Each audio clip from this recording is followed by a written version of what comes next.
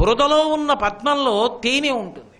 చమత్కారం ఏమిటంటే ఆ బురదలో తామర మొగ్గ పుడుతుంది, ఆ బురదలోనే కప్పపిల్ల పుడుతుంది, చాపపిల్ల పుడుతుంది, పీతపిల్ల పుడుతుంది. ఈ పద్మం విచ్చుకుంటుంది, దాని కడుపు నిండా తేనుంది, అందులో తేనుందని కప్పకి చాపకి పీతకి తెలియదు.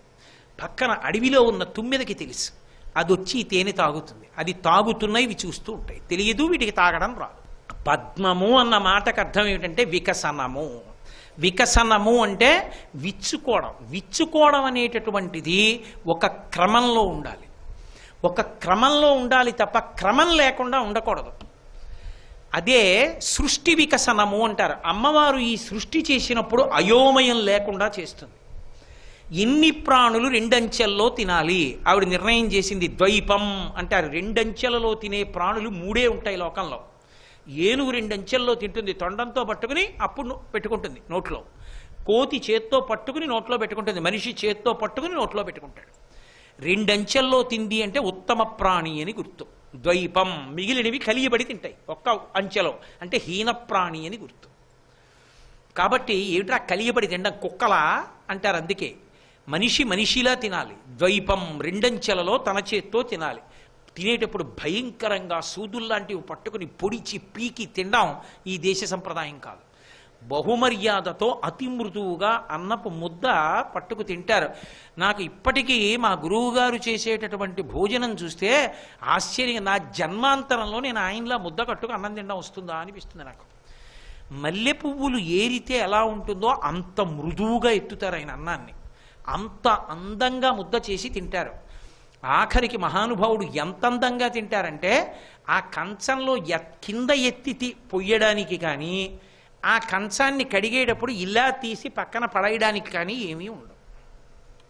ఆఖరికి మిరపకాయలు కూడా ఉండవు. ఆయన దాన్ని కూడా దేంట్లోనో అద్దుకు తింటారు. అది వేసింది తినడానికే కదో అంటారు. ఇంకా చమత్కారం ఏమిటంటే ఆయన కొంతకాలం ఓ మాట చెప్పారు నాతో. లవంగాలతో కుట్టిన తామలపాకుల విస్తరితో తిని నైవేద్యం పెట్టాను కదో, అందుకని మడత పెట్టి తాంబూలంగా అదే వేసుకెళ్ళిపోయేవాడిని అనేవాడు. అంత సౌకుమార్యం. వికసనము. వికసనము అంటే సృష్టి యందు అయోమయం లేని స్థితి. ఎవరు ఎలా ఉంటారు, ఎవరు ఏది తింటారు, ఏది దేని చేత తినబడుతుంది, రాత్రి ఎలా ఉంటుంది, పగలు ఎలా ఉంటుంది, సూర్యుడు ఎంతసేపు ఉండాలి, చంద్రుడు ఎంతసేపు ఉండాలి, సూర్యుడు ఇక్కడెంతసేపు ఉండాలి, అవతల వైపు ఎంతసేపు ఉండాలి, చంద్రుడు ఇక్కడ ఎంతసేపు ఉండాలి, చంద్రుడు అక్కడ ఎంతసేపు ఉండాలి, రాత్రి ఎవరు తిరగాలి, పగలు ఎవరు తిరగాలి, పగలు ఎవరు బయటికి వెళ్ళకూడదు, రాత్రి ఎవరు బయటికి వెళ్ళకూడదు, అన్నీ అమ్మవారు నిర్ణయించింది. ఒంట్లో విషం ఉన్నవన్నీ పగలపూట నిద్రపోవాలి, రాత్రిపూట బయటికి రావాలి. పాములు, తేళ్లు, జెర్రిలు ఇవన్నీ పగటిపూట పడుకుంటాయి, రాత్రి బయటకు వస్తాయి. బుద్ధున్న మనుష్యుడైతే పగటిపూట తిరగాలి, రాత్రిపూట పడుకోవాలి. అంటే రాత్రిపూట తిరుగుతారంటే అవి తిరిగే సమయం, మనం తిరగకూడదు, అప్పుడు కరిచిందని ఏడవకూడదు. మరి నువ్వు ఇప్పుడు ఉపన్యాసం చెప్పావంటే నిస్సందేహంగా చెప్పాలంటే నేను క్షమింపబడవలసిన విషయం. కాబట్టి ఎప్పుడు ఎవరు ఎలా ఉండాలి అన్నది అమ్మవారు వికసనమునందు నిర్ణయం చేసింది. మనసు యొక్క వికసనం కూడా అలాగే ఉండాలి. చిన్నతనం నుంచి కూడా చక్కగా మంచి మాటలు వింటూ, మంచి విషయాలు చూస్తూ, మంచి విషయాలు చేస్తూ బాగా మనసులో మంచి ఉంచుకోవాలి. అంతేకాని అసలు వికసనం రావాలని కోరికుండి సూర్యకిరణం పడకుండా దాని మీద బ్యాటరీ లైట్ వేస్తే విచ్చుకుంటుందా పద్మం? ఎలక్ట్రిక్ లైట్ వేస్తే విచ్చుకుంటుందా? విచ్చుకోదు. పిల్లాడు బాగుండాలి, వాడు చూడకూడనివన్నీ వాడికి చూడడానికి అవకాశం ఉంది. వీధిలో కడితే వాల్ పోస్టర్ అలా ఉంటుంది, సినిమా కడితే సినిమా అలా ఉంటుంది, పేపర్ తీస్తే తిట్టుకోవడాలు ఉంటాయి, పుస్తకాలు తీస్తే పనికిమాలిన సాహిత్యం ఉంటుంది, ఇంట్లో మాట్లాడుకునేవి చూస్తే ఎదురుగుండానేమో గౌరవంగా మాట్లాడడం, ఆయన వెళ్ళిపోగానే తక్కువ చేసి మాట్లాడడం, దిక్కుమాలిన సంస్కారం ఉన్న పెద్దలు. ఒక్కళ్ళకి పెద్దరికం నిలబెట్టుకోవడం చేతకాని పెద్దలు ఇళ్లలో ఉంటే ఎక్కడి నుంచి వస్తుంది వికసనం? వాళ్ళకి రమ్మంటే పిల్లల ముందు ఎలా ప్రవర్తించాలో కూడా తెలియని పెద్దలు.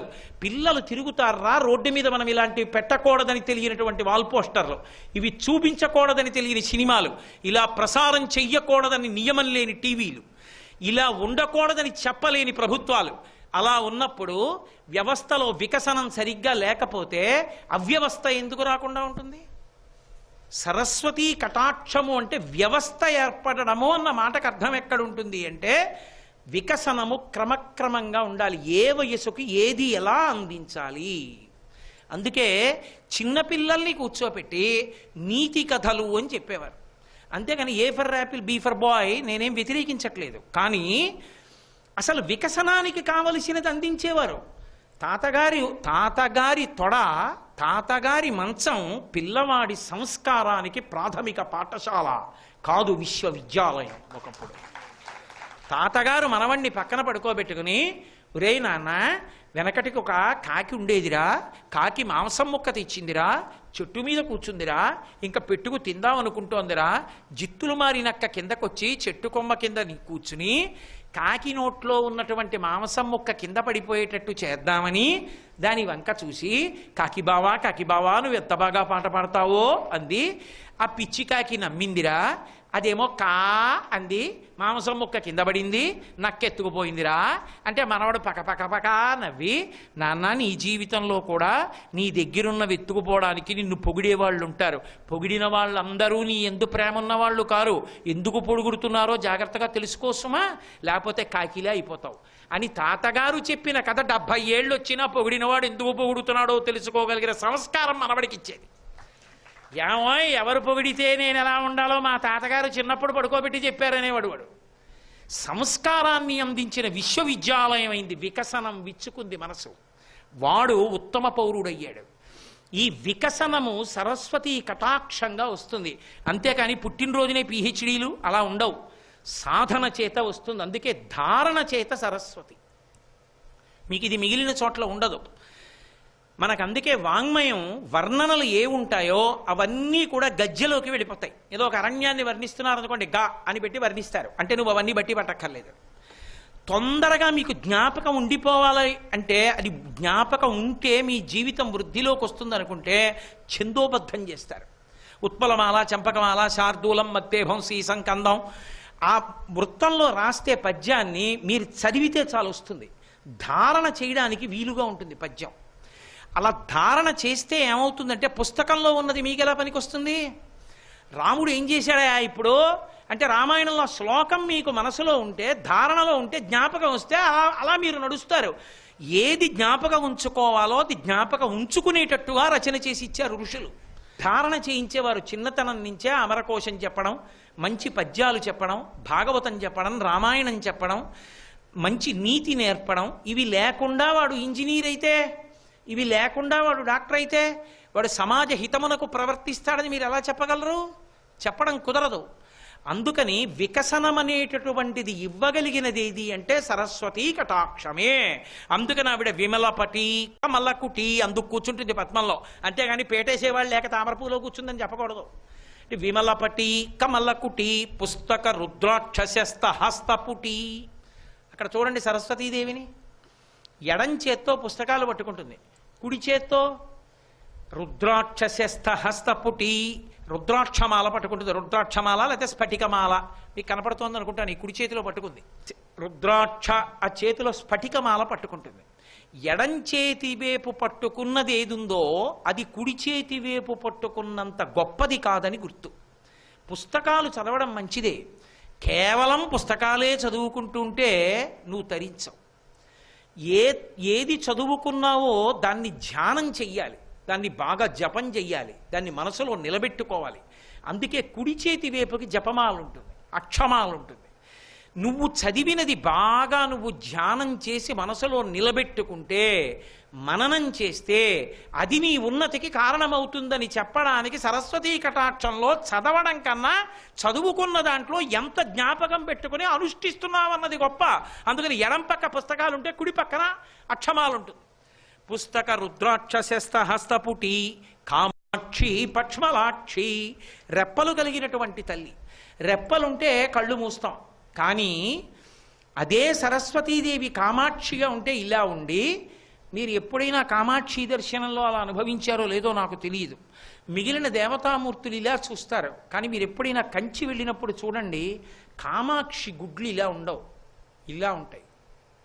ఇలా చూస్తుంటుంది, ఒక్కొక్కసారి ఇలా చూస్తుంది, ఒక్కోసారి ఇలా చూస్తుంది. ఎప్పుడూ ఒక్కలాగే ఉండవు ఆవిడ గుడ్లు. గుడ్లు ఇలా తిరిగితే కాసేపటికి నిప్పెట్టి రెప్ప వేస్తాం, ఆవిడ రెప్ప వేయకుండా తిప్పుతుంది. ఆవిడ రెప్ప వేస్తే ఉన్మేష నివిషోత్పన్న విపన్న భువనావళి, ఆవిడ రెప్ప వేస్తే లయమైపోతుంది లోకం. రెప్ప వేయకుండా గుడ్లు తిప్పి చూసుకుంటూ ఉంటుంది. ఏమిటో తెలుసా దాని అర్థం? ఎవరిని తాను ప్రత్యేకంగా చూడాలనుకుంటోందో వాళ్ళు వచ్చిన రోజుని ఇలా తిప్పి ఉంచుతుంది. అంటే కటాక్షించిందని గుర్తు. కటాక్షం అంటే ఒకటేనండి, నాకు ప్రత్యేకమైన ప్రేమ ఏదైనా ఉంటే దాన్ని ఇలా చూసుకుంటూ ఉంటాను. ఏదో ఇక్కడికి తీసుకొచ్చి నా మెళ్ళ రుద్రాక్షమాల పెట్టి మర్చిపోయి ఉపన్యాసం మొదలెట్టేశాను అనుకోండి, పావుగంటకోసారి గుర్తొచ్చారు మర్చిపోయి వెళ్ళిపోను కదా అక్కడే ఉందా అన్నప్పుడల్లా ఏం చేస్తుంటా, ఇలా ఉపన్యాసం చెప్తూ ఇలా చూసుకుంటూ ఉంటాను. అంటే ఇక్కడ మీ అందరి వైపు చూసేది పెద్ద చూపైనా అక్కడి వరకు నేను ఇలా చూసిన ఈ పొట్టి చూపులో ప్రేమ ఎక్కువ ఉంది కదూ దీని మీద, అందుకు కదూ పొట్టి చూపుతో చూసి దీన్ని ఎక్కువ చూసుకుంటున్నాను. కటాక్షం అంటే కడగంటి చూపు. కామాక్షి అంటే కకార మకారముల చేత సరస్వతీ కటాక్ష లక్ష్మీ కటాక్షములను ఇటు ఇటు తిప్పి ఎవరికి ఏది ఇవ్వాలో అది ఇచ్చేస్తుంటుంది. అలా తిప్పగలిగిన తల్లి రెప్పలు వేయకుండా తిప్పుతుంది. కామాక్షి పక్ష్మలాక్షి కలిత విపంచి వీణ పట్టుకుంటుంది. అందుకే కామాక్షి చేతిలో వీణ పెడతారు ఏకాంత శయనంలో. పౌర్ణమికి ముందు రోజు వీణ పెట్టి పౌర్ణమి నాడు తెర తీసినప్పుడు వీణతో దర్శనమిస్తుంది. కలిత విపంచి విభాసి వైరించి, ఆ సరస్వతి అనుగ్రహించిన నాడు చదువుకోవడము ఉంటుంది. చదువులలో ఏది ప్రధానమైందో అది జ్ఞాపకం పెట్టుకుని వికసనమొచ్చి శీలవైభవంగా ప్రకాశించి దాని యందు మనసు నిలబెట్టి సంస్కారవంతుడై తాను పుట్టిన వంశాన్ని తరింపచేసి 10 మందికి పేరు ప్రఖ్యాతులు తెచ్చి సమాజానికి పనికొచ్చేవాడై ఆయన ఉండాలండి మా ఊళ్ళో అనిపించుకునే వ్యక్తి అవుతాడు. లేకపోతే వాడి చదువు వాడికే పనికొస్తుంది తప్ప వాడి చదువు ఇంకోళ్ళకి పనికిరాదు. అప్పుడు తన విద్యయందు తనకి లోభం ఉంది, అది రాక్షసత్వం కింద మారిపోతుంది. జ్ఞాన కలునిలోని శారదయువోలే అంటారు పోతన గారు. ఆయన దగ్గర ఉంది కానీ ఆర్తి ఉన్నవాడికి చెప్పడు, ఇలా తీసిన వాడికి చెప్తాడు. అప్పుడు ప్రమాదహేతువు కాలా? అలా కాదు. వర్షం పడుతుంది, ఎలా పడుతుంది? ఉమ్మెత్త చెట్టు మీద పడ్డానా, జిల్లేడు చెట్టు మీద పడ్డానా, బండరాయి మీద పడ్డానా, సముద్రంలో పడ్డానా, ఇంటి మీద పడ్డానా, పెరట్లో పడ్డానా, పొలంలో పడ్డానా, అనవసరం పడిపోతుంది. కురిసేయడం మేఘం యొక్క లక్షణం అన్నట్లుగా 10 మందికి పనికొచ్చేటట్టుగా తన చదువుకున్న చదువుతో బ్రతికేయడం అలవాటైపోవడమే సరస్వతి కటాక్షం. ఇప్పుడు తాను తరించి 10 మందిని తరింపచేస్తాడు, తాను పుట్టిన వంశాన్ని తరింపచేస్తాడు, కీర్తివంతుడవుతాడు. అందుకే భర్తృహరి చెప్తూ ఒక మాట అంటాడు, విద్యయందు వాంఛాపరివృద్ధియును ప్రకృతి సిద్ధగుణంబులు సజ్జనాళికిన్. విద్యయందు వాంఛాపరివృద్ధియున్ అంటే విద్దంటే తెలుసుకుంటూ ఉండడం, తెలుసుకున్న దాంట్లో మంచిని బాగా నిలబెట్టుకుంటూ ఉండడం అనేటటువంటిది సత్పురుషునకు సహజమైన లక్షణమై ఉంటుంది అంటాడు. సరస్వతి ఒక స్థాయిలో అనుగ్రహించినప్పుడు ఇలా అనుగ్రహిస్తుంది, ఇంతకన్నా పై స్థాయిలోకి వెడుతుంటుంది. అందుకు శారదా పూజలు ఈ సమయంలో ఆవిడ అద్భుతంగా అనుగ్రహించేస్తుంది ఈ స్థితిని. అందుకు సరస్వతీ పూజ చేస్తారు. శారదా నవరాత్రులు అనడానికి కారణం, సరస్వతీ పూజతో పూర్తవడానికి కారణం అదే. ఆ నవరాత్రుల యొక్క ప్రధానమైనటువంటి పేరే శారదా నవరాత్రులు. ఎందుచేత అంటే చిట్ట చివరికి పొందవలసినది ఏది అంటే శారదా అనుగ్రహం. మనుష్య జన్మకి సంబంధించినంత వరకు పరమ ప్రయోజనం ఏది అంటే ఆ జ్ఞానమును పొందడమే.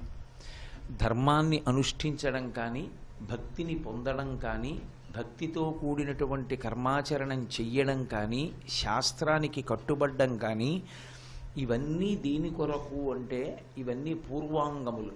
దేని కొరకు అంటే కేవలముగా జ్ఞానమును పొందుట కొరకు. ఈ జ్ఞానమును ఇచ్చేటటువంటి శక్తి స్వరూపిణి ఒకటి ఉన్నది, ఆమెకు శారద అని పేరు. ఆ శారద ఏ జ్ఞానమును ఆవిడ ఇచ్చిన తరువాత ఇక తెలుసుకోవలసినది వేరొకటి ఉండదు. ఏది అనుభవంలోకి వస్తుందో దాన్నే శాస్త్రాలు ఆత్మ అని పిలిచాయి. అది సత్య వస్తువు, అది ఎప్పుడూ ఉండేటటువంటిది. అటువంటి ఆత్మ ఎరుకలోనికి వచ్చి నేను ఆత్మ అనేటటువంటి అనుభూతి ఎందు అటువంటి సత్యమునందు ఆ ఊంచుకుని నిలబడగలిగిన నాడు అదే మోక్షమునకు హేతువవుతుంది. అది మనిషిని తరింపచేస్తుంది. అలా తరింప చేయగలిగినటువంటి శక్తి ఎక్కడి నుంచి ఉంటుంది అంటే కేవలముగా ఒక్క శారదానుగ్రహమునందు మాత్రమే ఉంటుంది. నేను మీతో మొట్టమొదటి రోజున అనుకుంటా మనవి చేశాను, ఈ ఆశ్వీజ మాసంలో వచ్చేటటువంటి 9 రోజులు ఎందుకంత శక్తివంతములయ్యాయి అంటే ఒక సంవత్సరాన్ని ఒక రోజు ప్రమాణంగా తీసుకునేటటువంటి ఆచారం ఒకటి ఉన్నది. ఒక సంవత్సరాన్ని ప్రమాణంగా తీసుకుంటారు. ప్రమాణములు కిందకొస్తాయి, కింద నుంచి పైకి పెడతాయి. ఒక సంవత్సరం ప్రమాణం అవుతుంది.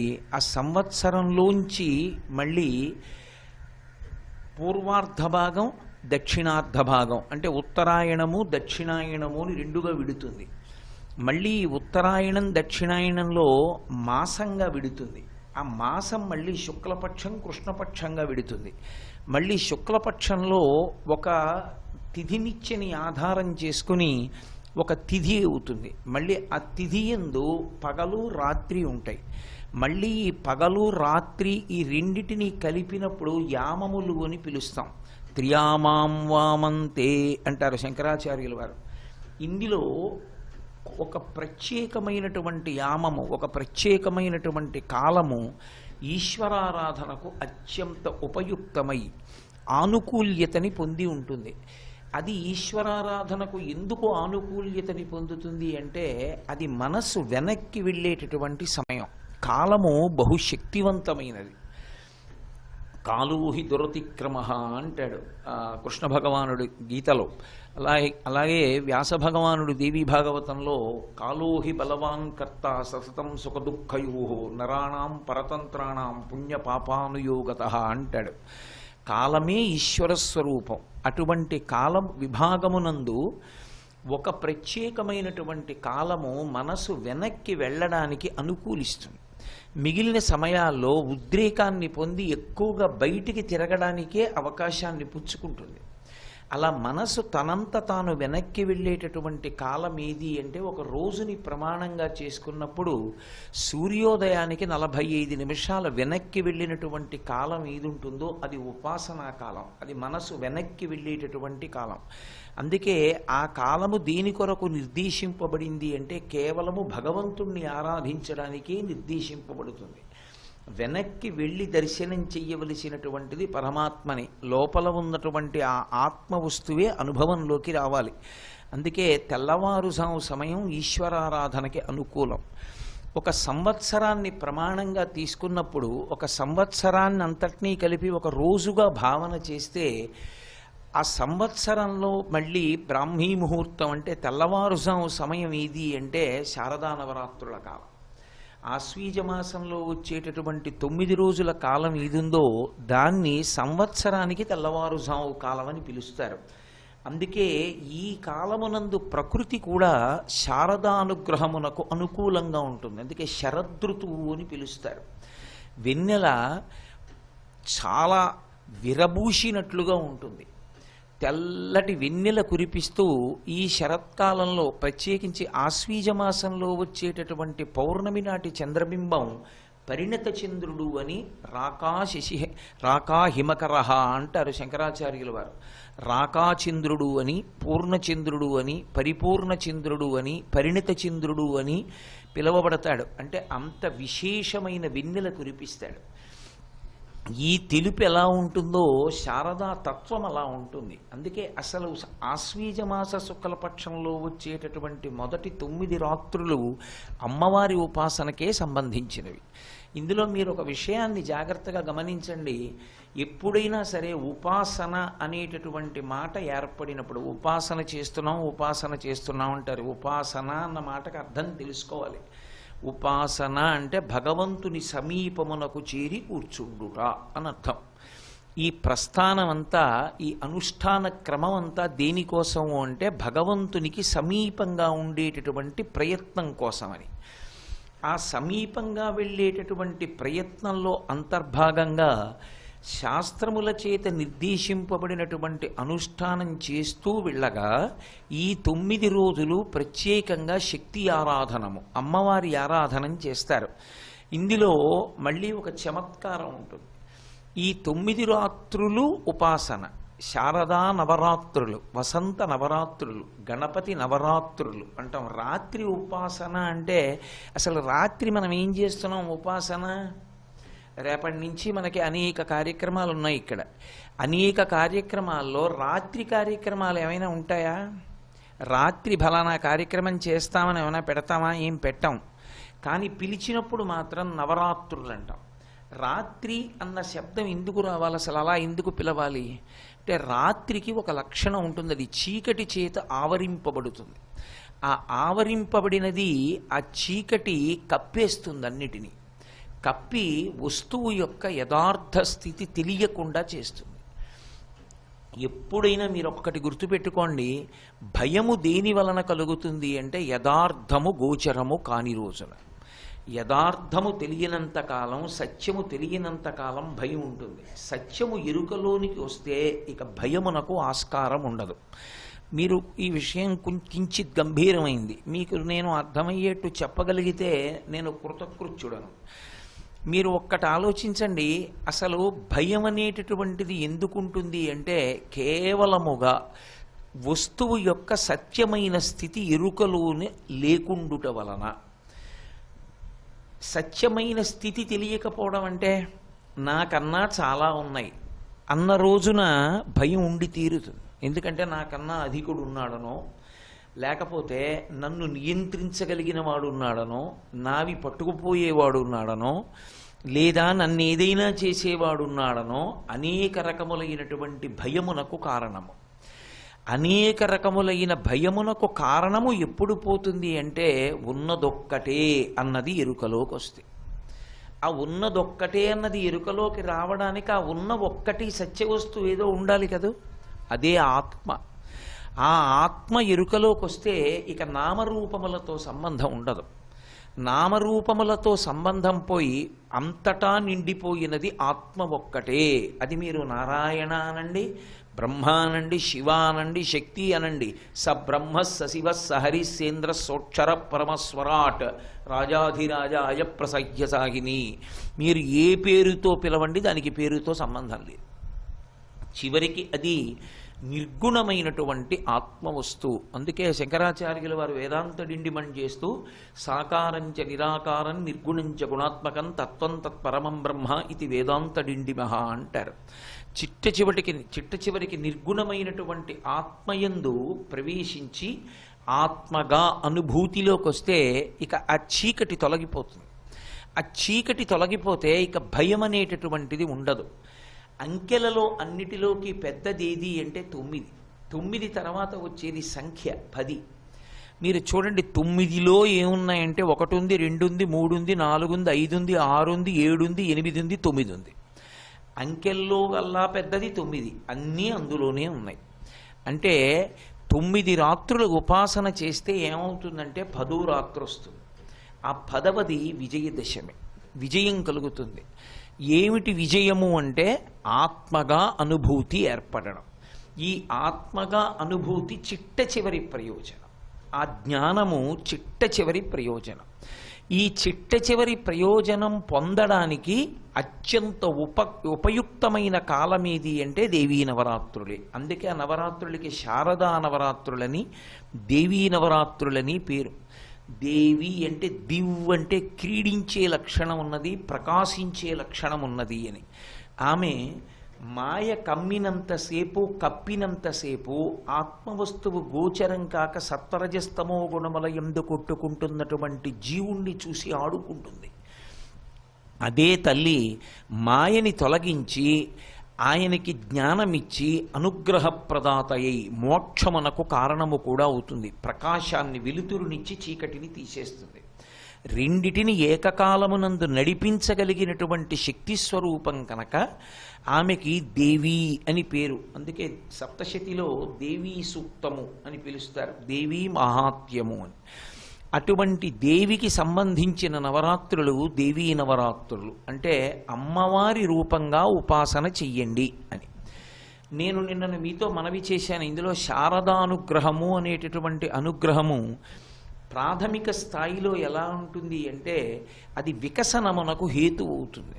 ఒక క్రమమైనటువంటి పద్ధతిలో శీల వైభవము, సంస్కార వైభవము ఏర్పడడానికి విద్యని కారణంగా తీసుకొచ్చి వినయాన్ని ఇస్తూ విమలపటి కమలకుటి పుస్తక రుద్రాక్ష శస్త హస్తపుటి అయి ఆమె ప్రాధాన్యత క్రమాన్ని మనకి తెలియచేసి ఏది ప్రధాన వస్తువో మనం నిర్ణయాత్మకంగా తెలుసుకోగలిగినటువంటి శక్తిని ప్రచోదనం చేస్తుంది.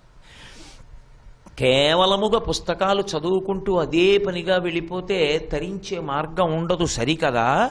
అది ఒక ఈష కింద మారుతుంది. ఈష కింద అంటే పుస్తకాలు పట్టుకోవడం, పుస్తకాలు చదువుకోవడమే ప్రయోజనంగా జీవితం వెళ్ళకూడదు. జీవితానికి అత్యంత ప్రధానమైన విషయం ఏది అంటే, మీరు ఏదో ఒక చోట, ఏదో ఒక అనుష్ఠాన క్రమంలో, ఏదో ఒక బీజాక్షరాన్నో, ఒక తత్వాన్నో, ఒక నామాన్నో పట్టుకుని అన్నీ అందులోకి వస్తున్నాయన్న విశ్వాసంతో దాని మీద ధ్యానమగ్నులు కాగలగాలి. అందుకే 51 అక్షరాల్ని అక్షమాలగా సంకేతిస్తే ఆ అక్షమాల తిప్పుతున్నాడు అన్నప్పుడు అర్థం ఏమిటి అంటే ధ్యానమునందు నిలబడ్డాడు అని. కేవలము పుస్తకాలు చదువుకోవడం అభ్యున్నతికి హేతువు కాదు అని చెప్పడానికి, అలాగని పుస్తకం జ్ఞానమును పొందడానికి ఉపకరణం కాదన్న భావన పొందద్దని, సరస్వతీదేవి పట్టుకునే వాటిలో పుస్తకం ఒకటి, కానీ ఎడం చేత్తో పట్టుకుంటుంది, కుడి చేత్తో అక్షమాల పట్టుకుంటుంది. అంటే ఎడం చేతిలో దానికన్నా కుడి చేతిలో ఉన్నది ప్రధానమైనది. శ్రీ ఉమామహేశ్వర పరబ్రహ్మార్పణమస్తు. స్వస్తి.